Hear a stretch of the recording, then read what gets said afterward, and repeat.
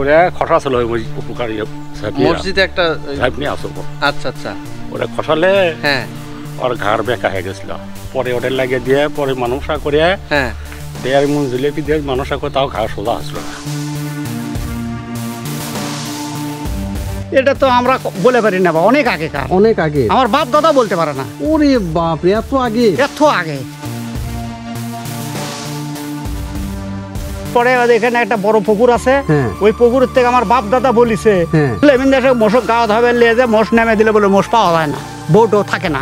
ওরে বাপ রে বাপ। তারপরে এখানে যখন এটা শীত ছিল, আমার বাবারা গল্প করছে এটা একটা ডাবোর্ড থাকতেছিল, ডাবোর্ড গড়তে গড়তে পুকুরতে উঠে সে ঢুকছিল। আচ্ছা। আবার ওটা পুকুর ভরলে আবার পুকুর নেমে যাচ্ছে। এটা কিন্তু অলরেডি প্রায় ভেঙে যাওয়ার ধার প্রান্তে।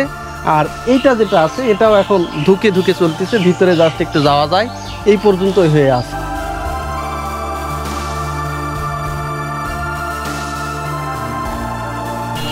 ভিউয়ার্স, আমি এখন রয়েছি যে কাহালুর যে মালঞ্চা বাজার, সেই মালঞ্চা বাজারে। তো এখানে একটা ছোট্ট একটা বাজার, বেশি বড় সড়ো বাজার না, দেখেন এই যে বাজার।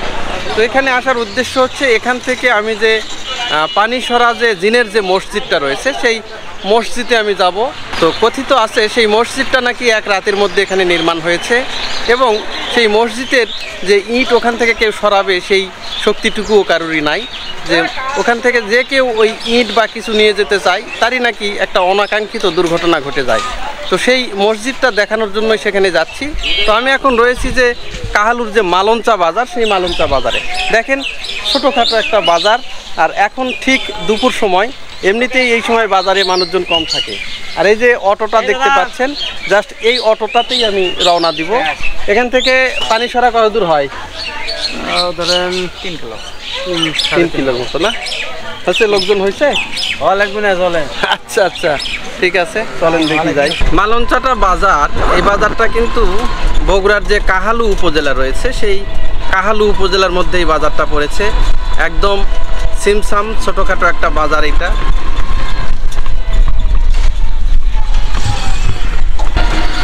বগুড়া শহর থেকে এই মালঞ্চা যে বাজারটা রয়েছে এর দূরত্ব মাত্র 13 কিলোমিটার। এই কারণে দেখেন রাস্তাঘাটগুলো ঝাঁ চকচকে, আবার অবকাঠামো যেগুলো রয়েছে সেইগুলো অনেক ভালো। কিন্তু দেখেন এই যে এটা হচ্ছে মালঞ্চা যে উচ্চ বিদ্যালয়, এটা সরকারি উচ্চ বিদ্যালয় মালঞ্চা।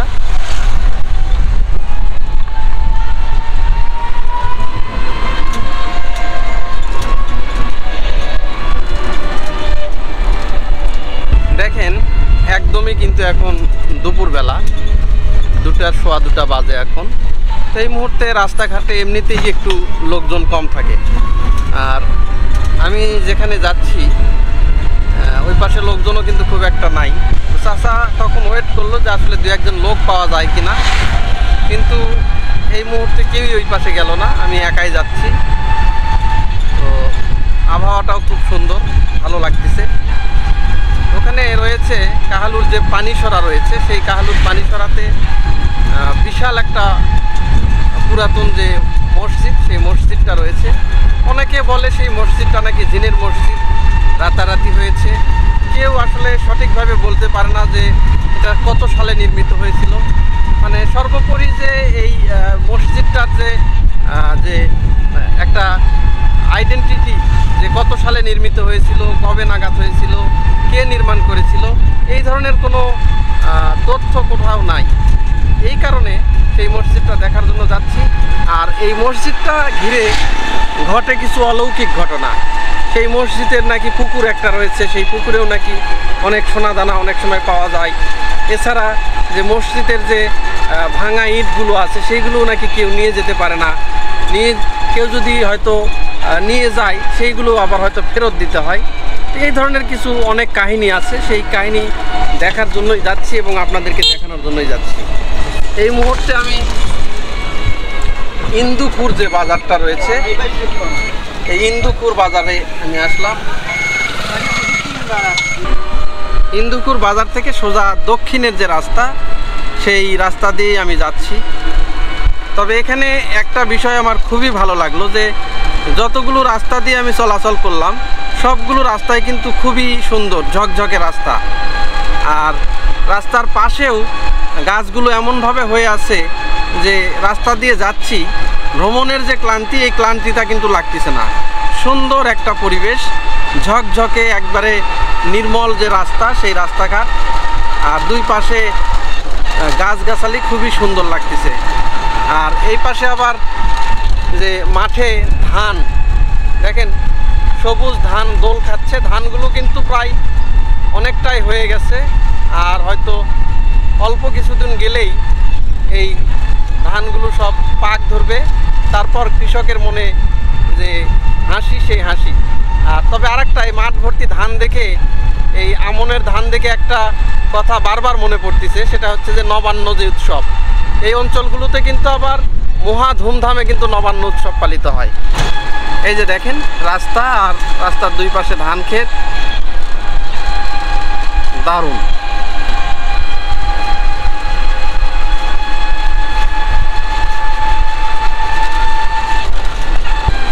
এখন কিন্তু গ্রামের যে অবকাঠামো, সেইগুলো কিন্তু খুবই সুন্দর হয়েছে।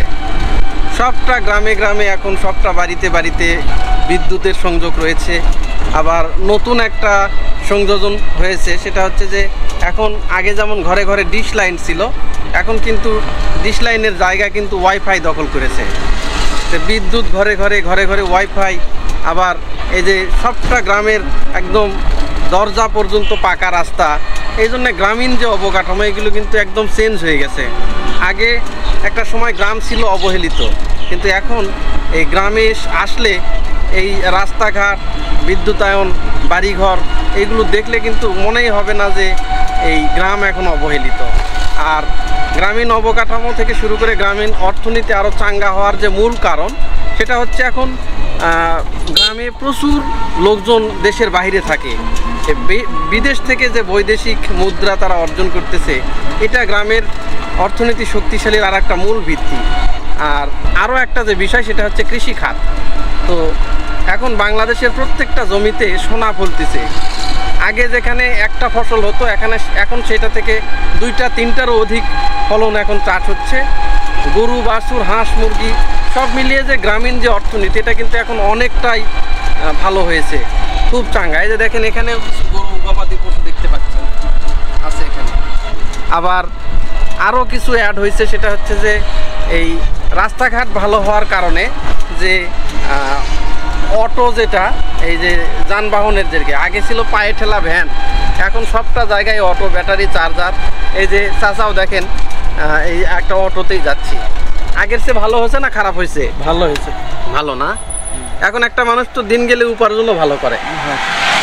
এই যে যে গ্রামের যে একদম একটা বাড়ির পাশে আমি নামলাম, এই গ্রামের নামটাই হচ্ছে পানিসরা। তো এই গ্রামেই ওই মসজিদটা আছে, এবং আমাকে এখন যেতে হবে এই যে রাস্তাটা আপনারা দেখতে পাচ্ছেন, এই রাস্তা দিয়ে আমাকে এখন যেতে হবে। তো চলুন এই রাস্তা দিয়ে গিয়ে সেই মসজিদের পাশে যাই এবং আপনাদেরকে দেখাই কেমন লাগে। একদম যে গ্রামের যে ইট পাড়া যে রাস্তা। তবে কাহালুর যে গ্রামগুলো রয়েছে, এই প্রত্যেকটা গ্রামেই দেখবেন যে মাটির বাড়ির যে আধিক্য, এটা বেশি। তো এই অঞ্চলে আগে প্রচুর মাটির বাড়ি হতো, এখন কিন্তু ততটা আর মাটির বাড়ি হয় না। এই যে দেখেন গ্রামের একদম মেঠো পথ, সেই মেঠো পথ দিয়ে আমি এখন সামনের দিকে যাচ্ছি। বিশেষ করে এই জায়গাগুলোতে তেমন লোকজন আসে না। আসলে গ্রামের ওই পাশে একজনের সঙ্গে কথা বললাম, তিনিও বলল যে আসলে আমরা আগে তেমন ওইগুলোতে আসিনি, এখন ইদানিং একটু করে আসতেছি। এই যে দেখেন এখানে বিশাল একটা পুকুর রয়েছে। দেখেন এই জায়গাটা আসলে নির্জন একটা জায়গা, মানুষজন তেমন একটা এগুলোতে কেউ আসে না। আর তার মধ্যে এখন আবার দুপুর সময়, এখন আরও মানুষজন নাই। আর 2-4জন বিকেল হলে এই জায়গাগুলোতে একটু খেলাধুলা করতে আসে, তাছাড়া এইভাবে কেউ আসে না। এই যে দেখেন একদম ঘন একটা ঝোপঝাড়ের ভিতরে রয়েছে এই মসজিদটা। এখন আমি এই মসজিদের ভিতরে যাব। এই গ্রামেরই একটা ছোট ভাই, নামটা কি? মেহাদ। মেহাদ? হ্যাঁ। এই যে মেহাদ, উনি আমাকে এই মসজিদের ভিতরে নিয়ে আসলো। এই দেখেন পেন্টিং এর নিয়ে তো। তাছাড়া এই মসজিদের ভিতরে একা আসা কখনোই সম্ভব না। এই যে দেখেন একদম এটা হচ্ছে যে উপরের অংশ মসজিদের, আর এইটা হচ্ছে দেয়ালগুলো। এই যে দেওয়ালে দেখেন কিছু কারুকাজ করা রয়েছে, এই যে দেখেন কিছু কারুকাজ। এই কারুকাজগুলো দেখে এনারা আইডিয়া করে নিয়েছেন যে এটা একটা মসজিদই হবে। এই যে বইটা রাখা গিয়েছে। আচ্ছা, এই যে দেখেন এইগুলো তাক ছিল একটা, এগুলোতে কিছু রাখা হতো। এই যে দেখেন একদমই ছোটখাটো একটা ছোট্ট একটা ঘর। দেখেন আমি এখন যে মসজিদটা রয়েছে একদম এই মসজিদের ভিতরে অবস্থান করতেছি। আসলে আমি এটাকে মসজিদ বলতেছি, এটা আসলে এলাকার লোকজনদের কাছ থেকে শুনে বলতেছি, কিন্তু এলাকার লোকজনও ঠিক মতো বলতে পারতেছে না যে এটা আসলে মসজিদ না মন্দির। কারণ এর দেওয়ালে কিছু কারুকাজ করা আছে, এখানে এই যে কারুকাজ, এখানে কিছু ফুল টুল দেওয়া আছে, আঁকানো আছে। আর এইখানে যেটা আবার দেওয়া আছে এটা একটা ছোট্ট একটা গর্ত। মূলত আমি প্রাচীন কিছু মন্দিরে ঢুকছি, এই মন্দিরগুলোতে কিন্তু এই ধরনের একটা ছিল, এইগুলোতে সন্ধ্যার সময় প্রদীপ জ্বালানো হতো, সেই ধরনের একটা জায়গা। এই কারণে এই পাশেও একটা রয়েছে, এই কারণে আমি এটা স্পেসিফিক করে কিছু বলতে পারতেছি না যে এটা মসজিদ না মন্দির, কারণ এই এলাকার যারা বয়স্ক লোক আছেন ওনারা হয়তো বলতে পারবেন। এই যে দেখেন একদম ঘন জঙ্গল ঝোপ ঝাড়ে একদম ছেয়ে গেছে। এইগুলোতে এখন ছোট ছোট বাচ্চারা যারা আছে তারা হয়তো অনেক সময় লুকোচুরি খেলে, তাছাড়া সচরাচর কেউ আসে না। এর উপরে অনেক গাছপালা হয়ে গেছে দেখেন। আর এই যে দরজাগুলো মাকড়সার ভাষা এবং লতা গুলমে একবারে জরাজীর্ণ হয়ে গেছে। এখানে আপনি দরজা ছিল, আমি বলতে ছোট, তাই না? খুলে নিয়ে গেছে আপনি দরজা ছিল এখানে। আচ্ছা ছোট ছোট ভিউয়ার্স দেখেন আমি এখন এই যে মসজিদটা যেটা রয়েছে তার একদম পেছন পাশে রয়েছি। এই দেখেন এই পাশেও কিন্তু একদম পরিত্যক্ত ঘন জঙ্গলে পড়ে আছে সব কিছু। আর আরেকটা বিষয়, এর ইটগুলো দেখেন অনেক পুরাতন এবং প্রাচীন যে ইটগুলো দেখেন একদম চ্যাপটা চ্যাপটা, মানে চারকোনা করে ইট, সেইগুলো এখনও কিন্তু সেই কতদিনের পুরাতন যে বিল্ডিং, এটার কোনো লিমাদিশা নাই, কিন্তু তার ইটগুলো ক্ষয়ে ক্ষয়ে যাচ্ছে, কিন্তু একবারে যে ধ্বংস হয়ে পড়ে যাওয়া সেইটা কিন্তু যাচ্ছে না। এর যে কাঠামোটা দেখেন অনেক পুরাতন এবং প্রাচীন একটা কাঠামো। এই যে দেখেন একদমই ক্ষয়ে ক্ষয়ে পড়ে যাচ্ছে। উপরে দেখেন বিভিন্ন লতা গুল্ম হয়ে গেছে, বিভিন্ন গাছগাছালি হয়ে গেছে। আর এই যে মাঝে মধ্যে ইটগুলো ক্ষয়ে ক্ষয়ে যাচ্ছে, নষ্ট হয়ে যাচ্ছে। এই যে ওই যে ভিতরের অংশ,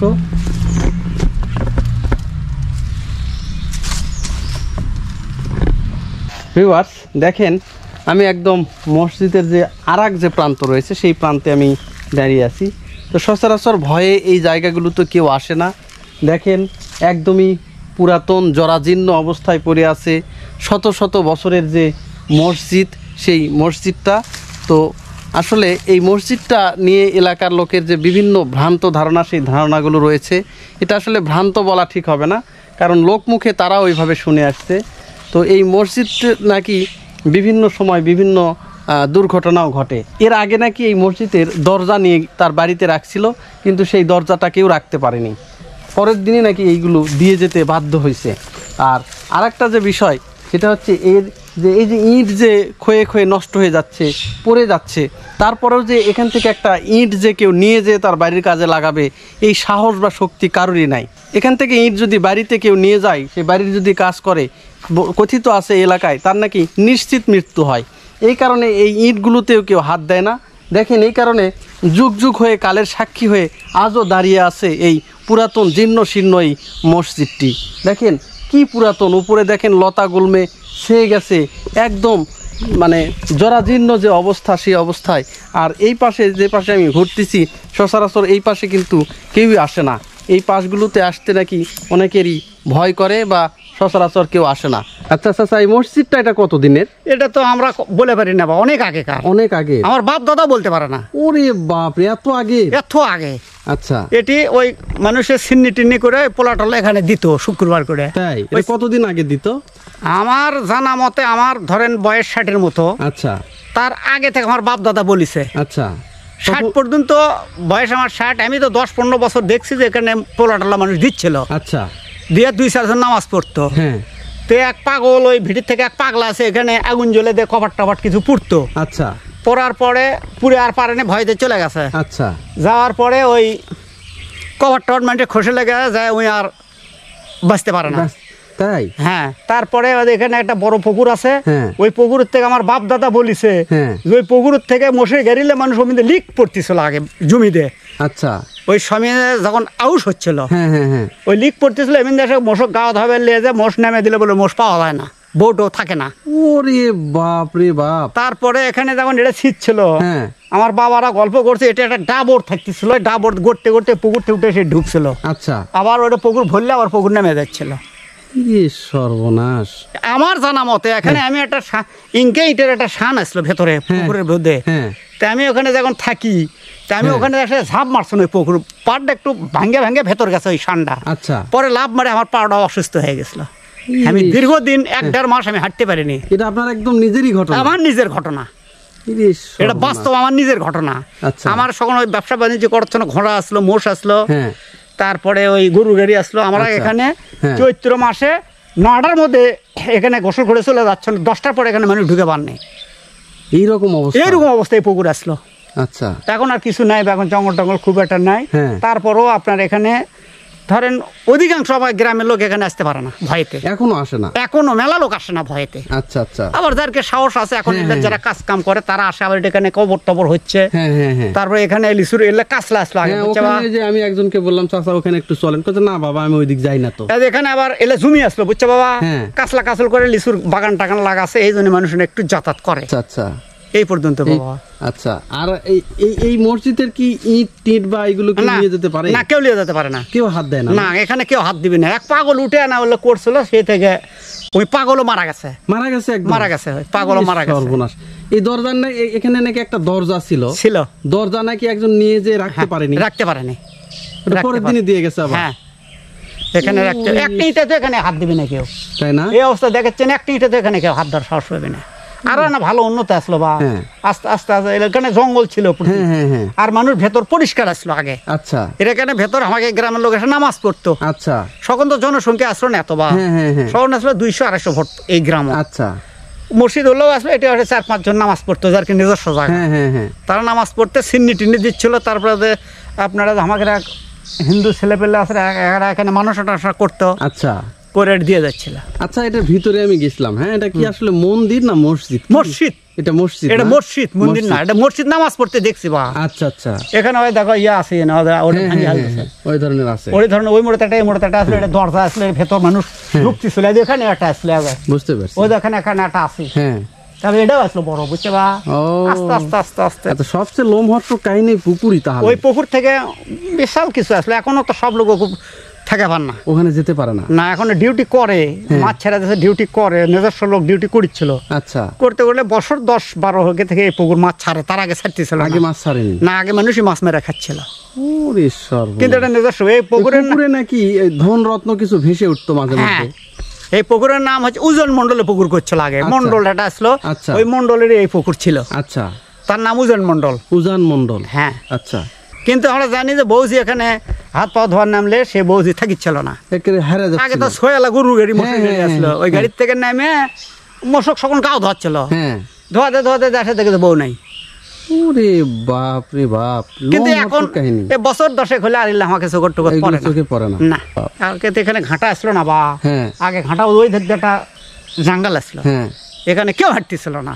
ইয়ে সর্বনাশ। আপনার মাগরে পর আমাকে বাপ সাথে মাগরে পর এখানে আসতো না, এত এত হ্যাঁ, ভয় ছিল এত এখানে। ভয় ছিল বাপ। এই যে এখন মিহাদ আমাকে এই পাশে আরেকটা পুকুর রয়েছে, এই পুকুরে রয়েছে অলৌকিক যে ক্ষমতা, সেই পুকুরে আমি এখন যাচ্ছি। ভিউয়ার্স, এই যে দেখেন আমি এখন এমন একটা জায়গায় দাঁড়িয়ে আছি, এই যে পুকুরটা দেখতেছেন, এই পুকুরে রয়েছে অলৌকিক ক্ষমতা। এই এলাকার মানুষজন যেটা বলে সেটা হচ্ছে যে এই পুকুরে নাকি অনেক সময় সোনা দানা ধন রত্ন এগুলো ভেসে উঠতো। আর ভেসে ওঠার মূল যে কারণ ছিল, অনেকে আছে অভাবগ্রস্ত যে মানুষগুলো রয়েছে, তারা হয়তো মেয়েকে বা তাদের সন্তানকে বিয়ে শাদী দিবে, সেই বিয়ে শাদী দেওয়ার জন্য তাদের টাকা পয়সা দরকার হতো। তো এই পুকুর পাড়ে যখন তারা এসে কান্নাকাটি করতো, তাদের এই পুকুর থেকে নাকি সেই ধরনের টাকা পয়সা এখানে ভেসে উঠতো। এই ধরনেরই জনশ্রুতি আছে এই এলাকায়। এটাই সেই পুকুর। এখন দেখেন এই পুকুরটাতে কিন্তু মাছ চাষ হয়, পানিসরা গ্রামের, এটাই সেই অলৌকিক পুকুর।